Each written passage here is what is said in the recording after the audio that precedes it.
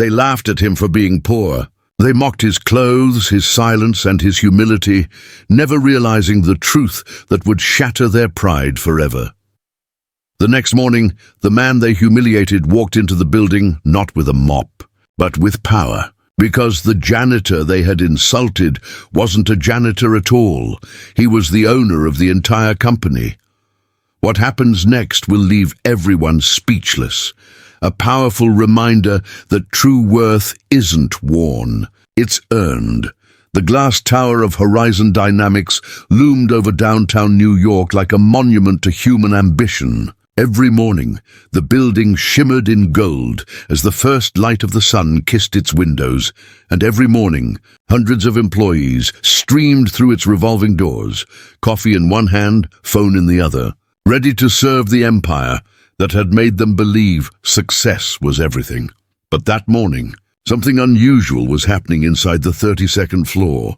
Among the executives in sharp suits and assistants juggling schedules, a man in a grey janitor's uniform was quietly pushing a cleaning cart down the hallway. His name tag read Michael Turner, and no one paid him any attention, which was exactly what he wanted.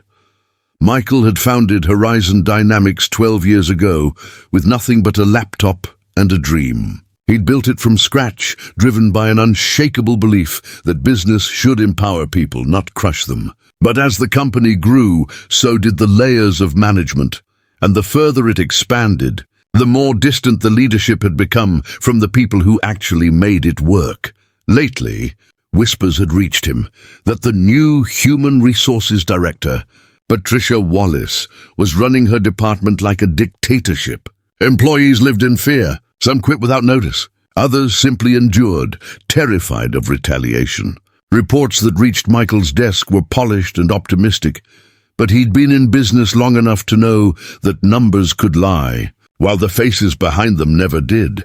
So he had decided to see the truth with his own eyes. For 3 weeks, the billionaire CEO had been living another life, one without private jets, tailored suits, or prestige. Instead, he wore worn-out sneakers, pushed a cleaning cart, and worked long shifts, scrubbing floors and wiping windows in his own company. And the things he'd seen, the whispered conversations, the fear in people's eyes when a manager entered the room, the subtle cruelty disguised as discipline, had shaken him more than any business crisis ever could. That morning, the air in the HR department was tight and sterile, filled with the low hum of computers and the faint smell of espresso. Michael was on his knees, quietly wiping the floor near the glass wall that overlooked the city. He heard the rhythmic clack of high heels before he saw her, Patricia Wallace, the queen of this floor. Her reputation preceded her. Immaculate black suit, hair pinned tight, eyes sharp like polished steel. She believed fear kept people efficient. To her, employees were gears, necessary but replaceable. She stopped abruptly beside him. "You, janitor." Michael froze, still kneeling, looking up at her. "Yes, ma'am." Patricia's eyes flicked to a small brown dot on the marble tile, a dried drop of coffee, almost invisible unless you were looking for it. "What's this? Is this how you people work around here?" "I'm sorry, ma'am," Michael replied evenly. "I noticed it earlier. I was planning to clean it on your next round." She cut him off sharply. "Do you have any idea who walks these floors? This company hosts multi-million-dollar clients, and you can't even keep it clean." The entire office went silent. A dozen employees stopped typing. One woman lowered her head, pretending to read an email. But her trembling hand betrayed her. Michael stood slowly, his mop still in hand, and said softly, "I'll clean it right away." But Patricia wasn't done. Her tone turned cruel, almost gleeful. "Don't bother. You've already embarrassed yourself. And by the way," she reached for the water jug at the coffee station, filled a paper cup, and before anyone could react, splashed it all over his shirt. The gasp that rippled across the floor felt like a wave of electricity. "Now," she said coldly, "clean that. And next time, maybe you'll remember what excellence means."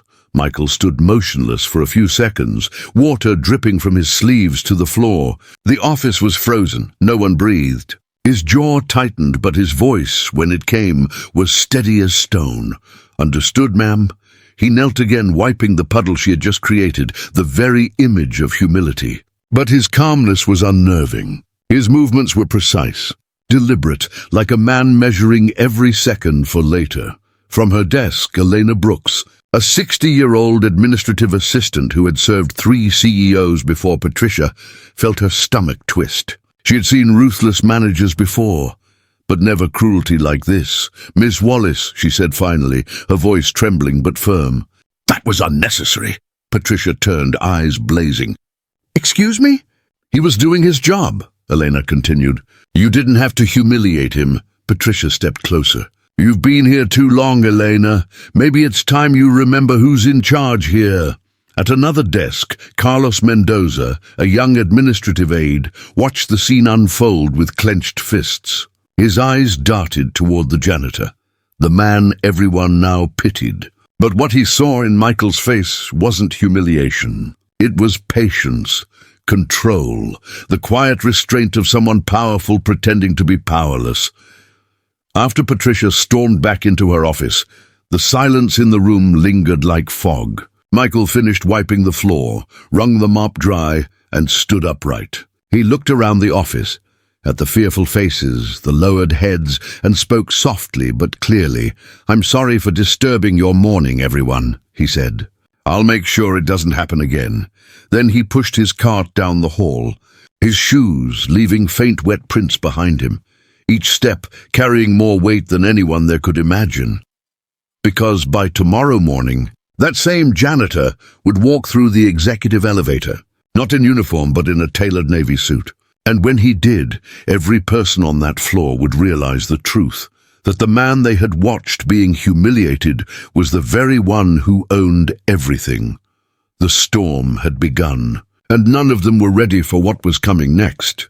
The next morning, the Horizon Dynamics headquarters buzzed with the same mechanical rhythm, the sound of keyboards clicking, printers humming, and coffee machines sputtering caffeine into porcelain cups. Yet beneath the surface, something had shifted. Whispers drifted like invisible smoke through the air. "Did you see what happened yesterday?" Someone murmured near the elevator. "I heard Patricia threw water on the janitor.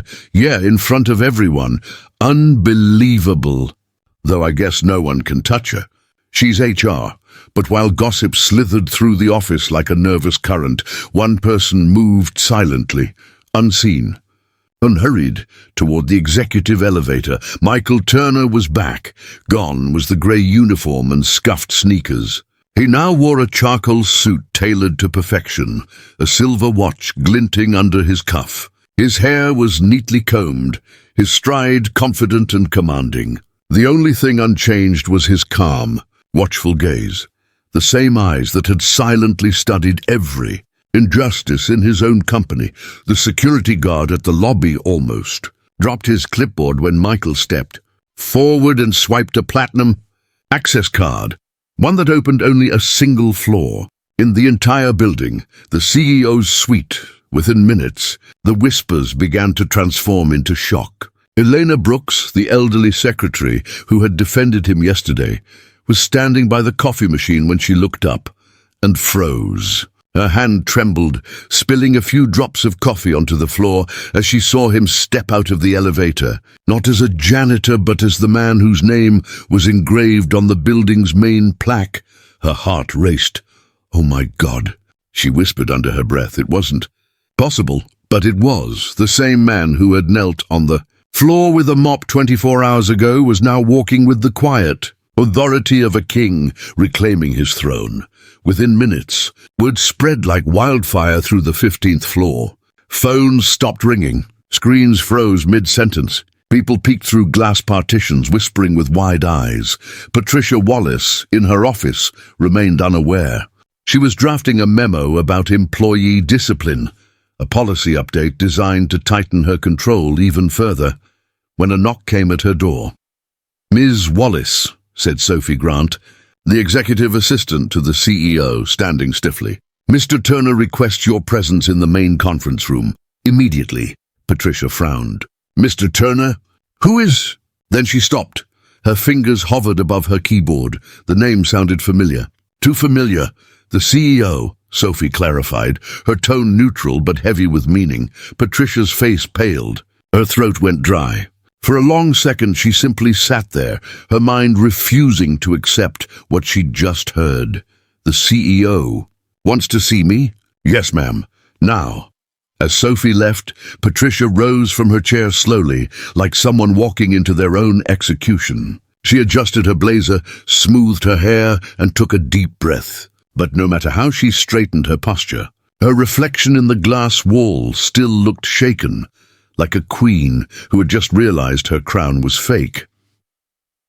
Down the hallway, the large oak doors of the conference room stood open. Inside, department heads and senior managers were already seated. The tension in the air was suffocating. When Patricia stepped inside, her eyes immediately found him, Michael Turner, standing at the head of the long glass table. The sight was devastating. Gone was the quiet janitor, with water dripping from his sleeves. In his place stood a man whose presence filled the room, tall, calm, dignified, and unflinchingly focused. "Good morning," Michael said, his voice smooth but cold. "Please, have a seat." Patricia obeyed, her knees nearly buckling as she lowered herself into a chair. Around her, the other managers avoided eye contact. Michael folded his hands, his expression unreadable. "Yesterday," he began slowly, "I conducted an experiment. I wanted to see how our people, especially our leaders, treat those they believe are beneath them." The words fell like stones into silence. "I disguised myself as a janitor for 3 weeks. I walked these halls, I listened, I watched, and what I saw disturbed me." He paused. "No one dared breathe. I witnessed arrogance where there should have been leadership, fear where there should have been trust, cruelty masquerading as discipline. And yesterday," his eyes locked on Patricia, "I experienced humiliation from the very person tasked with protecting our employees' well-being." Patricia's fingers dug into the fabric of her skirt. "Mr. Turner, Don't!" Michael said sharply, his voice slicing through the air. "Don't interrupt me." Her mouth closed instantly. 23 employees watched you pour water over me because of a coffee stain smaller than a coin," he continued, "and not one of them felt safe enough to intervene. That tells me everything I need to know about the environment you've created here." The silence deepened. Several managers lowered their heads in shame. "This company was built on respect," Michael went on. "When I founded Horizon Dynamics, I promised myself that no one, no matter their role, would ever feel small here. Yesterday I broke that promise, not because of my actions, but because of yours." Patricia's eyes brimmed with tears. "Please, Mr. Turner, I didn't know who you were." "That's the problem," he interrupted. "You thought I was just a janitor, and in your eyes that made me less. But tell me, Ms. Wallace, should respect depend on titles?" She looked down, her lips trembling. "No, sir." Michael straightened, his tone turning formal. "Effective immediately, Patricia Wallace is relieved of her duties. Security will escort you to your office to collect your belongings." Gasps filled the room. Patricia's face went white. "Please, I can change, Mr. Turner. This isn't about changing," he said quietly. "It's about integrity. You had power, and you used it to crush others. That's not leadership. That's weakness wearing a suit."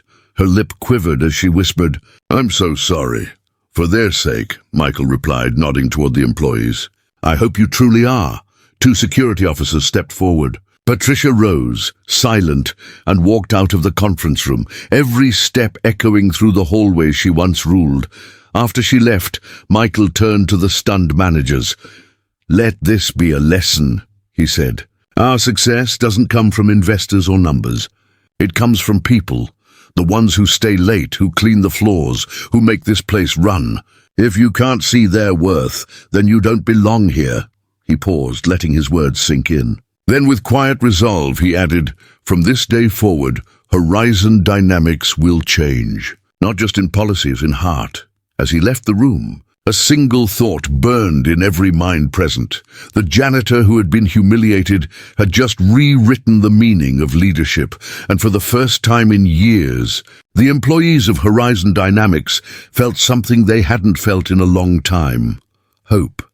That night, after the storm that had shaken the 15th floor, the headquarters of Horizon Dynamics stood eerily silent. Outside, the city lights blinked like distant memories. But inside the CEO's office, Michael Turner sat alone, sleeves rolled up, eyes fixed on the skyline that had once symbolized his success. Now, it looked different. The tower no longer felt like a monument to achievement. It felt like a confession booth.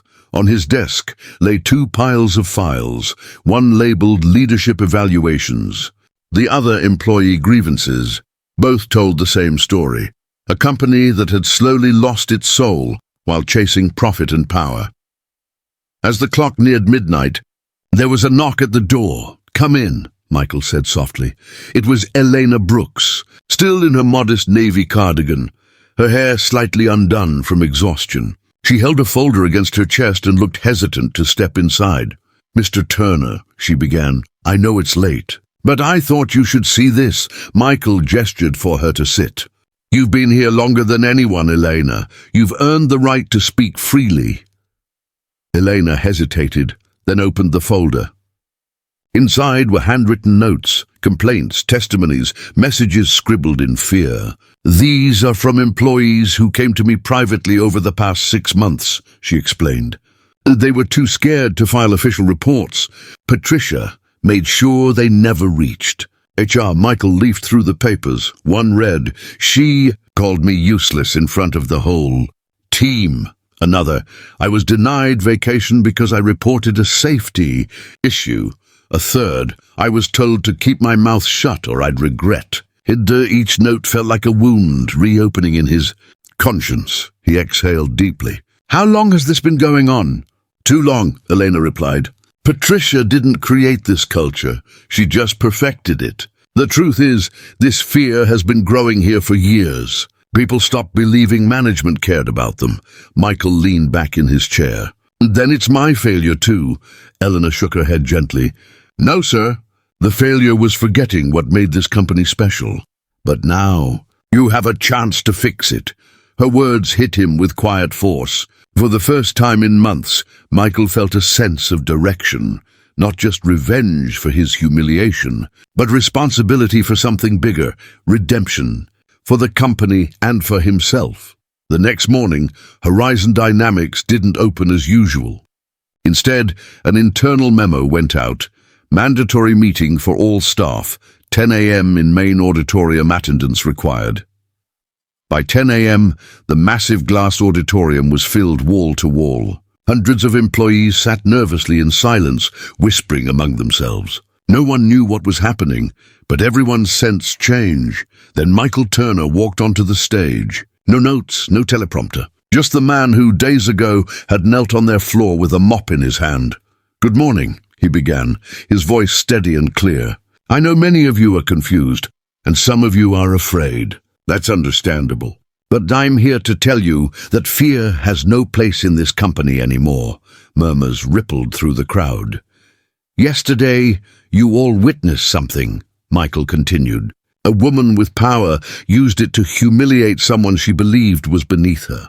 What you didn't know is that man was me." The room went completely silent. Some gasped. Others looked down, shame flushing their faces. "I went undercover because I wanted to see what this company had become. And what I saw broke my heart. Horizon Dynamics was built on innovation, on respect, on unity. But somewhere along the way, we started treating titles as worth more than people." He paused, letting the weight of his words sink in. "That ends today." Applause began hesitantly, then grew louder. People who hadn't dared speak in months clapped until their palms hurt. Michael waited for silence before continuing. "Starting immediately, we are rebuilding this company, not just in policy but in purpose. From now on, every voice matters. Every department will have open reporting channels directly to me.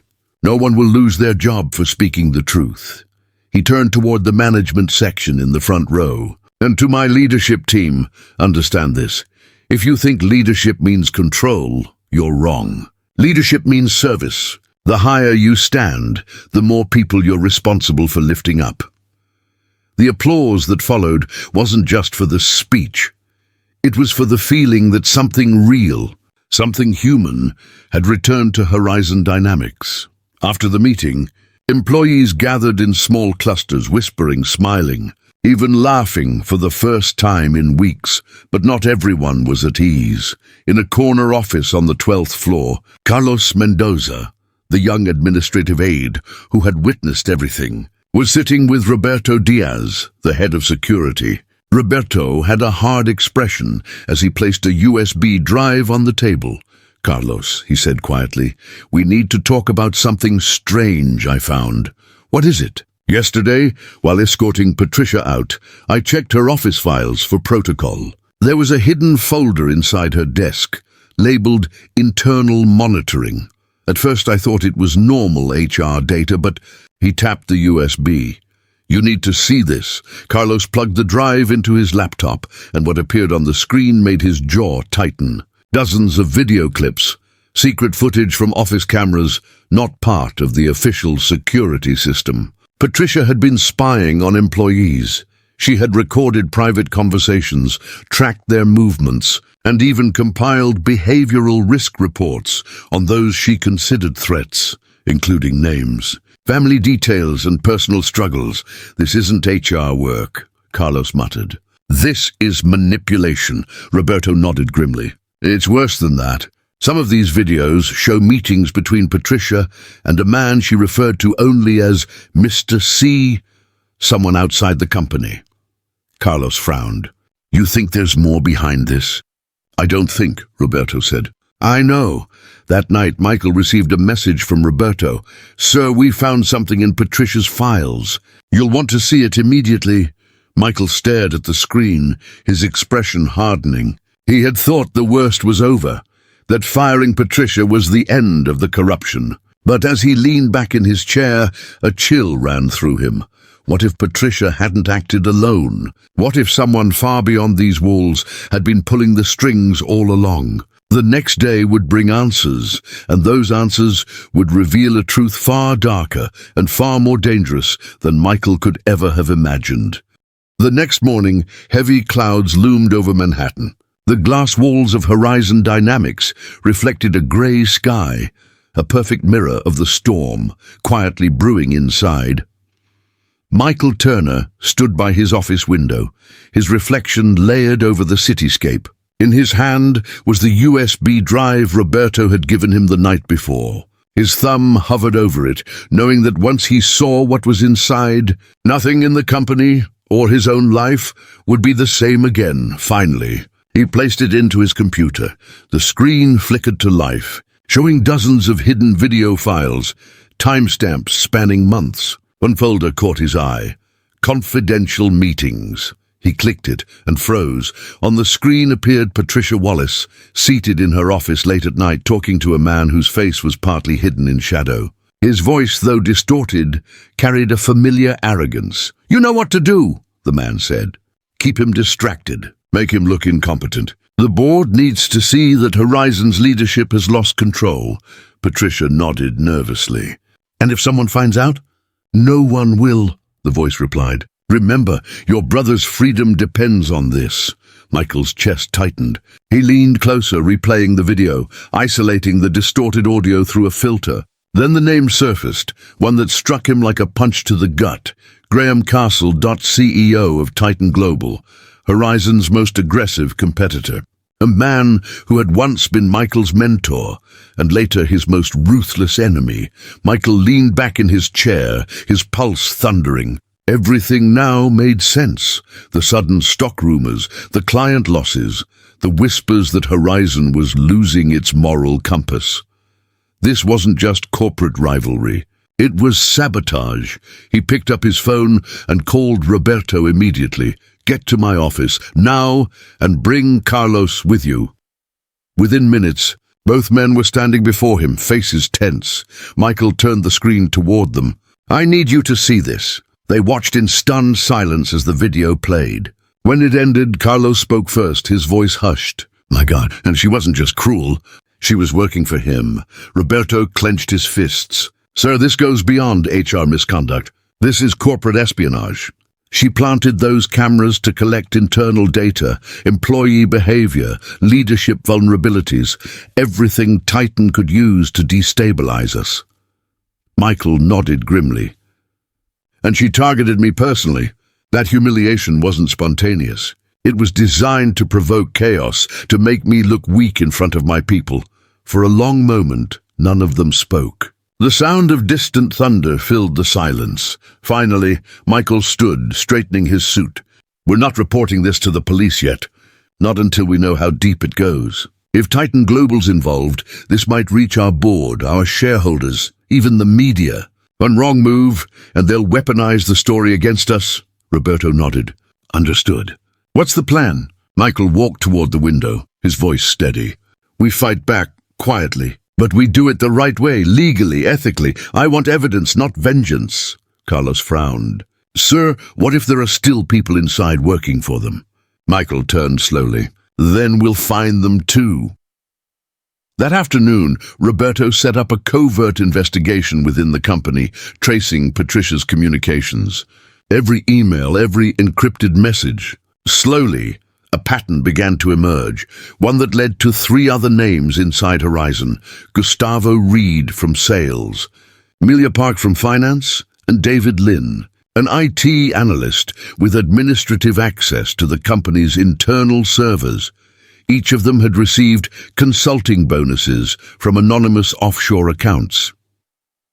By evening, the picture was clear. Patricia had been just the visible face of something much larger. A coordinated infiltration meant to cripple Horizon from the inside.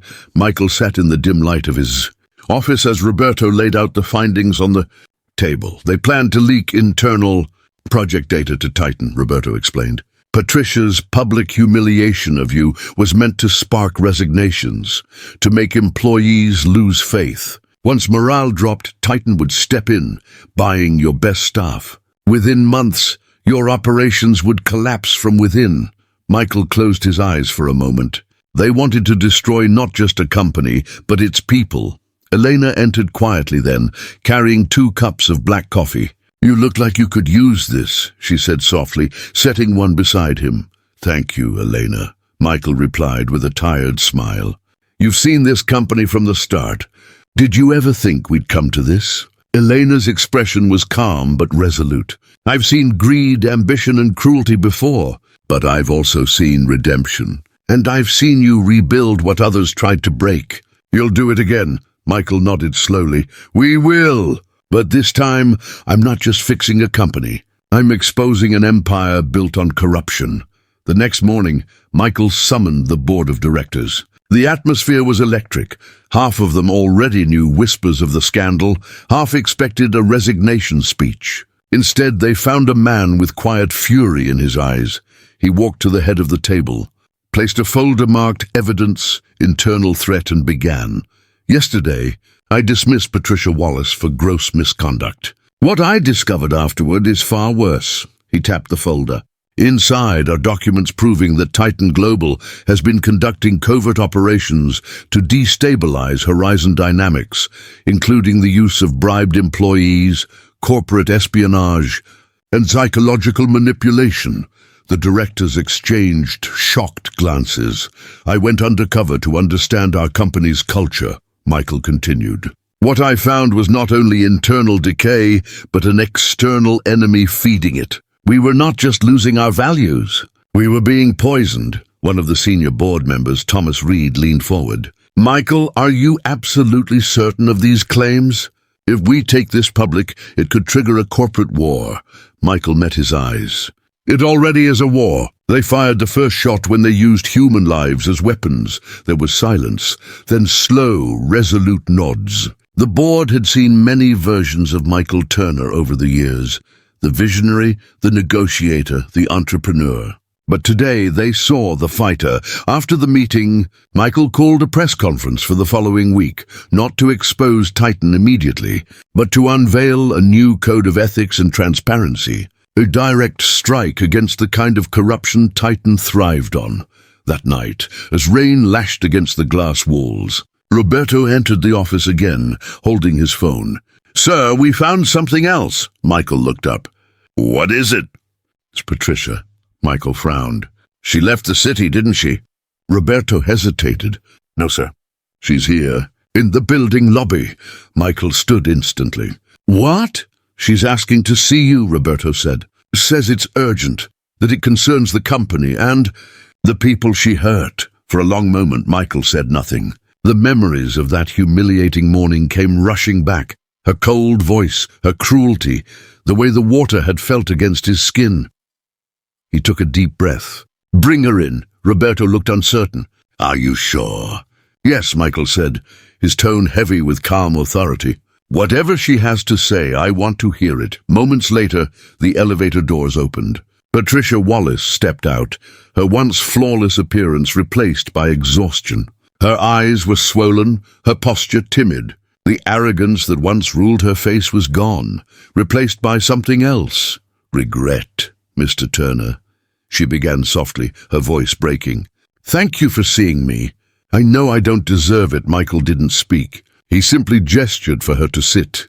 "I came to tell you something," she continued, her trembling hands clutching the armrest. "Something I should have told you long ago. The day I humiliated you, it wasn't a mistake. It was a plan." Michael's eyes darkened. "A plan by who?" Patricia swallowed hard. "By Graham Castle, Titan Global's CEO. He forced me to do it.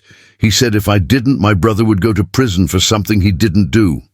Roberto's eyes widened. "You knew who he was. You knew you were humiliating your own CEO?" Tears spilled down her cheeks. "Yes, and I'll never forgive myself for it." Michael leaned forward slowly, his tone quiet but sharp. "Then tell me everything." And as she began to confess, the truth that unfolded would reveal not just corporate betrayal, but a dangerous game that reached far beyond the walls of Horizon Dynamics. A game that was about to explode. Rain lashed against the skyscraper's glass facade, streaking the windows like tears. Inside the dimly lit conference room of Horizon Dynamics, Patricia Wallace sat across from Michael Turner, her once flawless poise now broken into shards of guilt. The room was silent except for the faint hum of the city below, a silence that seemed to grow heavier with every breath. Roberto Diaz, the head of security, stood near the door, his arms folded.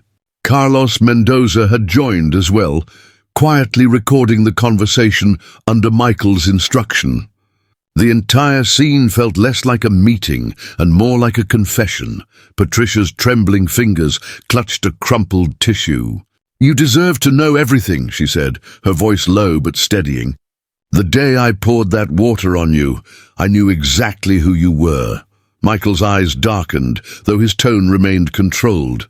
"Then why do it?" Patricia looked down. "Because I was being watched. Every move I made, every conversation, every email. Graham Castle, the CEO of Titan Global, had his people monitoring me. He contacted me 2 months before that day, said he had information about my brother Daniel." Her voice cracked. "Daniel made mistakes. He got mixed up with people he shouldn't have, illegal imports, falsified documents. Graham somehow found out and said he could make the charges disappear if I helped him. If I didn't, Daniel would spend the rest of his life in prison." Michael leaned back slowly, his jaw tightening. "And your help meant sabotaging your own company?" Patricia nodded, tears slipping down her cheeks. "At first it was small things. Sharing updates on internal audits, small personnel reports, upcoming board meetings. But then he escalated.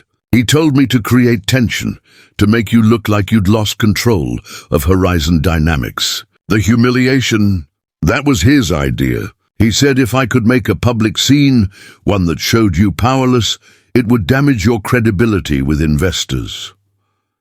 Carlos exchanged a stunned look with Roberto. Michael's voice dropped to a quiet, dangerous calm. "So you became his weapon?" "Yes," Patricia whispered, "and I hated myself for it. But after I was fired, he stopped protecting Daniel. I realized I'd destroyed everything, my career, my integrity, and the lives of innocent people, for nothing. Michael's gaze was hard, but beneath it flickered something almost human. "Why come here now?" "Because it's not over," she said, leaning forward urgently. "Graham is planning something bigger, something that will destroy this company completely." Roberto stepped closer. "Explain." Patricia wiped her face and pulled a small flash drive from her coat pocket. "He's been recruiting your top employees, the ones you rehabilitated after my downfall. Carlos, Maria Gonzalez, Jorge Herrera. He wants them. But he's not just offering money. He's offering revenge." Michael frowned. "Revenge?" "Yes," Patricia continued. "He knows they suffered under me. He's telling them Horizon is still corrupt, that you're using them as pawns to rebuild your public image. He's offering them double salaries, creative control, new offices, everything they ever wanted. And some of them are listening." The words hit like thunder. Carlos froze. "Wait, Maria? Jorge?" Patricia nodded grimly. "Maria's been in contact with Titan's HR.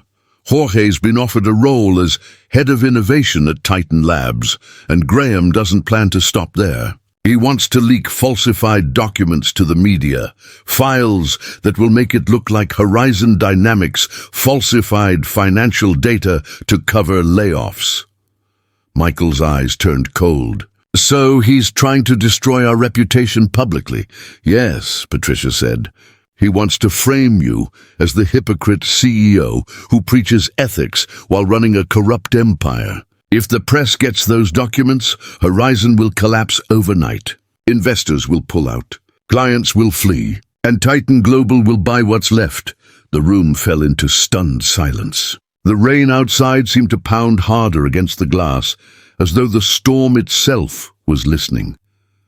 After a long pause, Michael stood up. His reflection in the window looked like a man carved from steel. "He wants a war," he said quietly. "Then he'll get one." Roberto stepped forward. "Sir, we can go to the SEC. Report Titan's interference, the espionage, the recruitment tactics. We have Patricia's confession and video evidence." Michael shook his head slowly. "Not yet. If we go public too early, he'll bury the evidence and spin the story. Titan has deep pockets, deeper than ours. We need to expose him from within, on his own terms." Carlos frowned. "Sir, what do you have in mind?" Michael turned, a quiet fire in his eyes. "If Graham Castle is using my people to destroy this company, then I'll use his own arrogance to destroy him." "But I'll need Patricia's help." Patricia's eyes widened. "My help?" "Yes," Michael said. "You've already betrayed me once. Now you'll do it again, but this time for the right reason." He began pacing slowly, outlining his plan. Patricia would pretend to cooperate with Titan's recruitment efforts, feeding Graham carefully crafted insider information, fake documents, false leads, and staged data leaks. In the meantime, Roberto would use Horizon's cybersecurity team to track every digital interaction between Patricia and Titan's network, tracing it back to the servers Graham used for his operations. "We'll bait him into making a move," Michael explained. "When he does, we'll have undeniable proof, not just of espionage, but of corporate sabotage. And this time, we'll take it directly to the Department of Justice." Patricia hesitated. "He'll find out."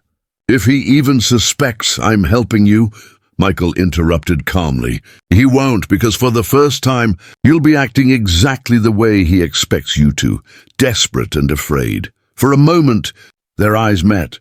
The man she'd humiliated, and the woman who'd helped orchestrate her own downfall.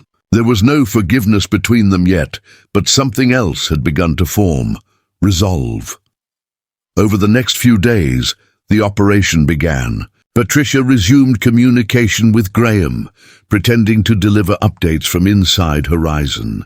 She fed him information that looked valuable, but was carefully fabricated, subtle traps that led him to specific encrypted files. On the fifth night, as Michael and Roberto monitored from the secure IT room, the screen suddenly blinked red. Roberto leaned forward. "We've got him." A data transfer had begun, originating from Titan's New Jersey headquarters.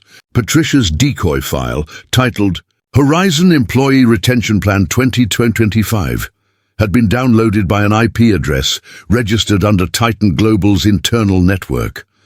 Michael's hand tightened on the desk. That's our proof. But then, before he could exhale, another alert flashed. Unauthorized login detected. Internal breach. Carlos stared at the screen in disbelief. Wait, that's coming from inside our own network. Michael's eyes narrowed. He's already inside. Roberto's face hardened. Sir, someone here just opened a back door to Titan's servers. Patricia paled. Oh my God, he must have planted someone else, someone closer than we thought. The alarms began to ring across the office floor. Michael turned toward the glass wall, his reflection illuminated by the pulsing red lights of the security alert. The trap had worked, but it had also awakened something far more dangerous, somewhere inside Horizon Dynamics. There was still a traitor, and this time, Graham Castle's game wasn't just about stealing data. It was about destroying Michael Turner himself. Lightning split the sky over Manhattan that night, illuminating the glass tower of Horizon Dynamics like a jagged crown. Inside, chaos had erupted. Red security lights flashed through the hallways. Alarms blared across every floor, and the words, "Data breach detected," blinked on every terminal screen. Michael Turner stood in the control room, the tension in his face carved deep. Roberto was on the radio, barking orders to the IT and security teams, while Carlos frantically scanned the network monitors. Patricia sat pale and trembling in the corner, watching the disaster she had helped unleash spiral into something far greater. Status? Michael asked sharply. Carlos's fingers flew across the keyboard. Someone's tunneling through our firewall using Patricia's decoy link. They're in our employee database, trying to access executive payrolls and internal communications. Can you stop it? I'm trying, sir, but whoever it is, they're good. They're not just stealing, they're planting something. Patricia shot up from her seat.